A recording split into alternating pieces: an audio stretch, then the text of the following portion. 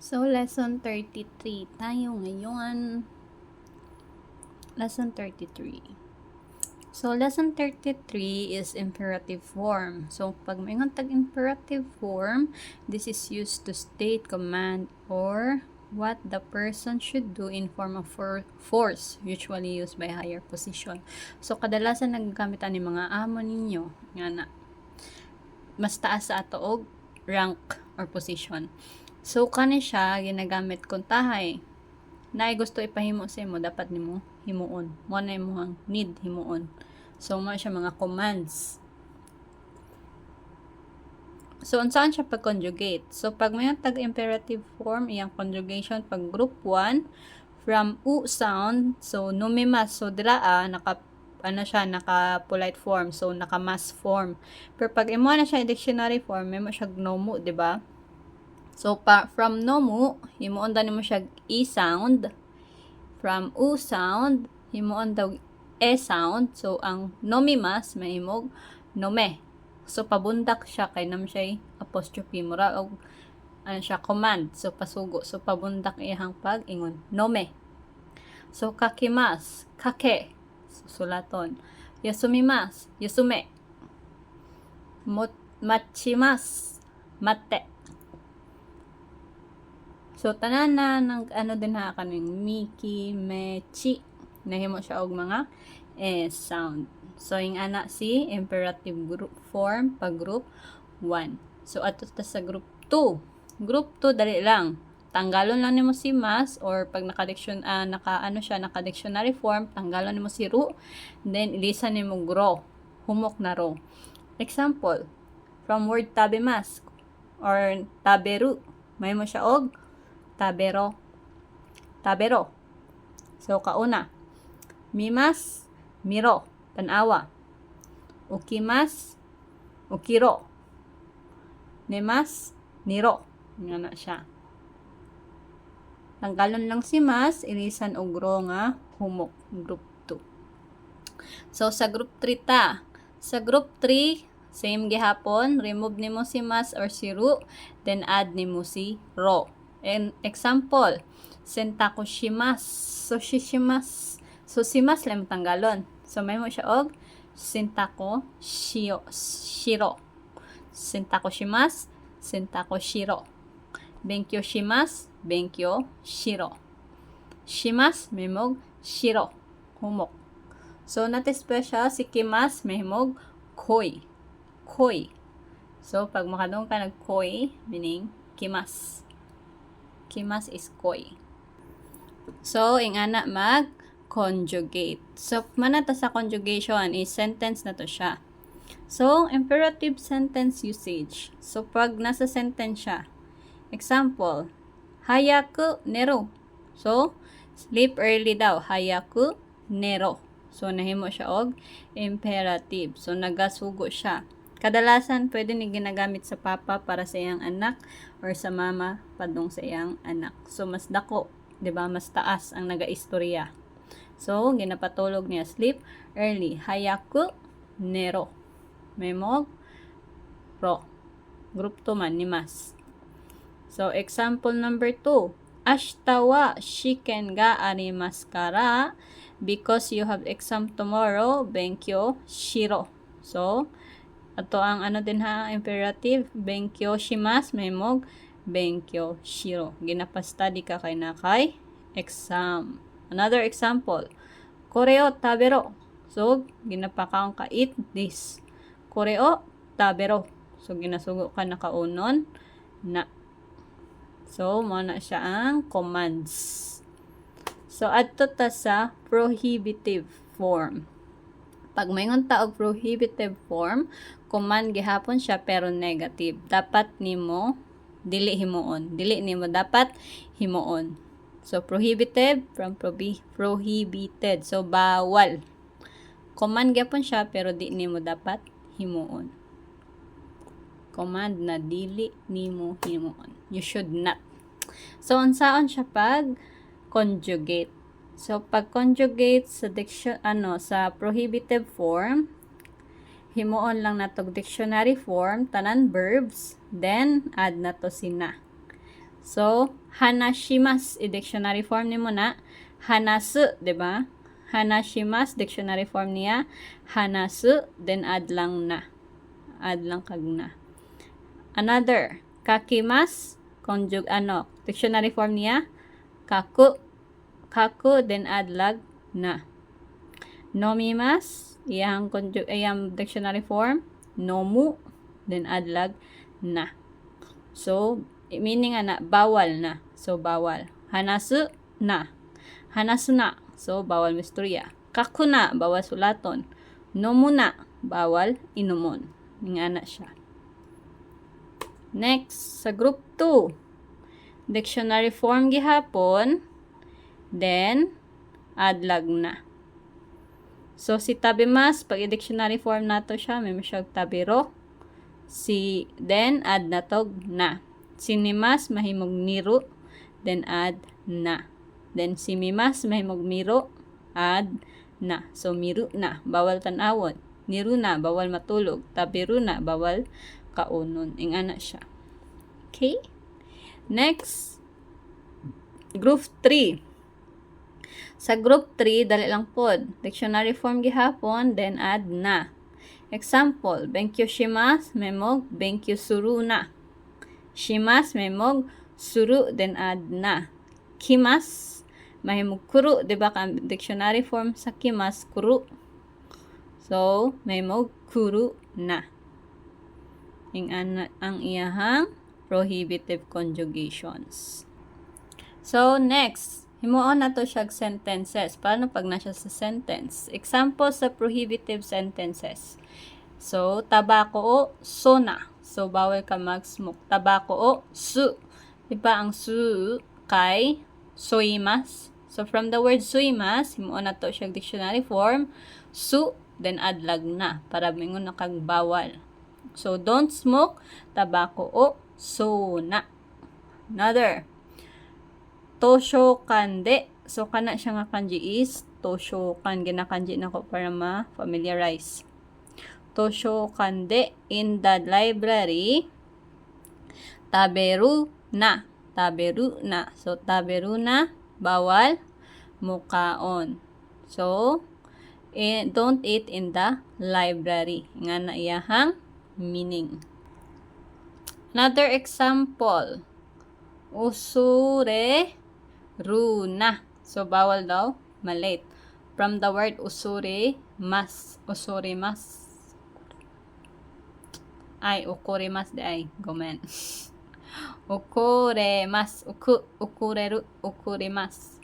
So, from the word ukurimas, group 2, may mo siyag ukureru, then add si na. So, meaning ana, bawal na ma-late.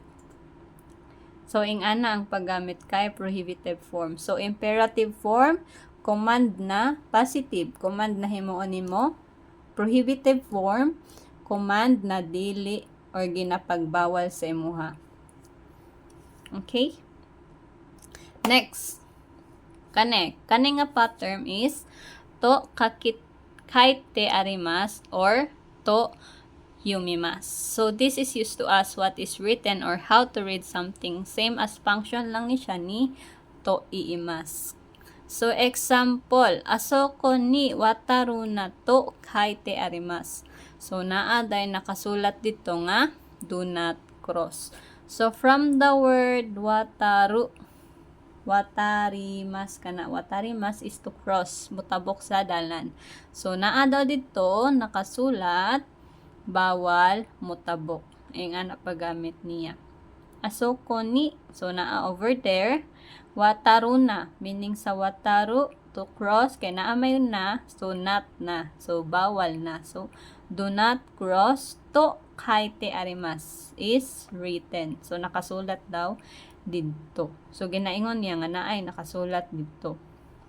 Nga na siya gamit. Another, kaning to yomimasu ta. So, kono kanji wa nanto yomimasu ka? So, how do you read this kanji daw? So, same lang siya, diba, sa katong nanto iimas ka. So, unsaon lang siya pag istorya. Kani siya, nangutana ka unsaon pag basa. So, kono kanji wa nanto nan to yumimasu ka. Ingana na siya paggamit. So, same na check function nito, iimas. So, next So, next pattern is noun wa, tas ang meaning niya, toyu imi desu. So, pagbasaan ni is imi, meaning. Ang meaning niya is meaning. This is used to tell the meaning of something. So, ginaingon ni mo unsay meaning ni noun dinhi. So, ang meaning ni noun naa dinhi. Ang noun diri mo ni ang meaning. So, example, noun na to din ha. Tachi iri kinchi. Tachi iri kinchi wa. So, atong topic dila kay ang noun. So, tachi iri kinchi daw. Wa hairu na toyu imi desu. Meaning, do not enter. So, from the word hairu, to enter. Then, naay na. May mo siya hairu na. So, do not enter na yung meaning. So, kanang to ug iyu dira, mo na siyang pattern yan na. So, toyu imi desu. Ano siya? So, the meaning of that tachi iri kinchi is do not enter. Another. Kono maku wa doyu imi desu ka? So, pag nangutan ka unsay meaning, doyu ay mga gamiton. Dili to. May mo siya do. What does this symbol mean? So, maku is symbol. Kono maku wa doyu imi desu ka? So, kung tayo nakita ano kasabot unsa, pwede naman ni gamiton nga pattern. Sono maku wa doyu imi desu ka? Pwede pod sono kanji wa doyu imi desu ka? Kung wala kabalo sa meaning ana nga kanji. Yung ana siya pag gamit. So, dali lang na siya. Next. So, dinhi ata sa sentence or plain form plus to ite imashita. So, either sentence ka or plain form. Then, add na to si pattern na to ite imashita. This is used to report what someone had said. The one who said it will mark as particle wa. So, kung kinsa ang nag-ingon, mo na siya si particle wa. So, example. Mira sang wa. So, mo na siya ang nag-ingon. Si Miller. Mira sang wa. Ashita yasumimasu. To ite imashita. So, niingon daw siya. So, imo lang gi-repeat ang giingon jud mismo ni Mr. Miller. So, Mira sang wa ashita yasumimasu to ite imashita. So, Mr. Miller said, I am taking a day off tomorrow. So, imo lang gi-repeat iyahang giingon. So, another. Muri sang wa patei ikinai to ite imashita. Ikanai. So, si Mori daw, Muri sang wa patei ikanai. So, naka plain form ta. So, may mo siya, from the word ikimas, may mo siya og ikanai. Kaya di man siya kadto. So, ikanai to, then add na to ang pattern, ite imashita. So, Miss Mori said that she will not able to attend or come to the party. So, ingana siya paggamit. So, imuhang ginaingon kung unsa ang giingon nila. Pero imuha lang gina-repeat. Ingana ang paggamit nito, ite imashita. Gets? Hi, next. So, next is sentence gihapon or plain form plus to tsutaite itadakimasen ka. Tsutaite itadakimasen ka. So, this is used to ask someone to relay or convey the message you want to say to the person you want to relay on. The message will be marked as particle ni. So, kani, nanugo ka. Na, kiusap ka nga, pwede nimo iingon kay kani akong giingon. Ingana yang gamit. Pwede nimo i-relay akong message kay kani. So, kung kinsa ang pagrelihan nimo, kung kinsa ang imong gusto paingnan sa imong message, iyang particle kay ni. Kung kay kinsa nimo ipaingon ang message, particle ni ang gamiton. Example, mirasang ni. So, kay mirasang ni mo ginapa-ingon. Kay Mr. Miller ni mo ipaingon na ashita yasumimasu to tsutaite itadakimasen ka. So, pwede ni mo i-relay kay Mr. Miller na mag-day off ko ugma. So, imong gisugo nga iparelay na mag-absent ka or mag-day off ka ugma. So, particle ni si Miller sang kay siya may dapat ingnan sa tao na imong gisugo.